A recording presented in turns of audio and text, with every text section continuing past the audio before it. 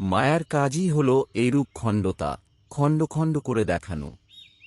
আর এই খণ্ডতা থেকেই দ্বন্দ্ব তৈরি হয়।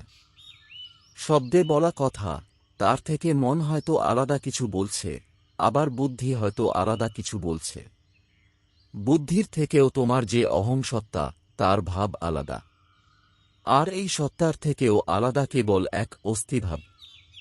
এই যে পারস্পরিক দ্বন্দ্ব, এদের একটিকে অপরটিতে লয় করো, অর্থাৎ নিজেতে ধ্যানস্থ হয়ে দেখো, তোমার মৌখিক শব্দের চেয়েও তোমার মন এগিয়ে। আবার তোমার মন কি বলছে সেটিও বড় কথা নয়, বরং বুদ্ধিতে কি উদ্ভাসিত হচ্ছে সেটি এগিয়ে। আরও অন্তর্মুখী হও, বুদ্ধি কি বলল সেটিও শেষ কথা নয়, তার থেকেও তোমার আমি বা ব্যক্তিভাব এগিয়ে।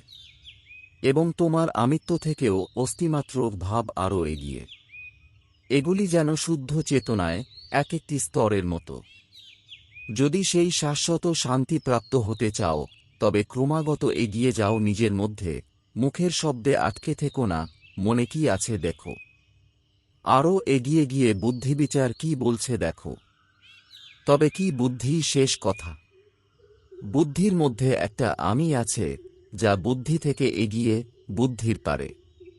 অনুভব করো তোমার সেই ব্যক্তিসত্তার কি ভাব। তবে কি ব্যক্তিত্বের ভাবই সর্বশেষ ও সর্বোত্তম? না, পরমসত্য, যখন ব্যক্তিসত্তা নিশ্চুপ হয়ে যায়। অতএব মৌনতা মানে মুখে চুপ করে যাওয়া নয়, নিজের এই ব্যক্তিসত্তার বিরাম, যার পরে আর কিছু নেই, পরম শান্তি। ওই মৌনতার ভাষা যদি পড়তে পারো, তবে যেন সেটি একমাত্র সৌন্দর্য।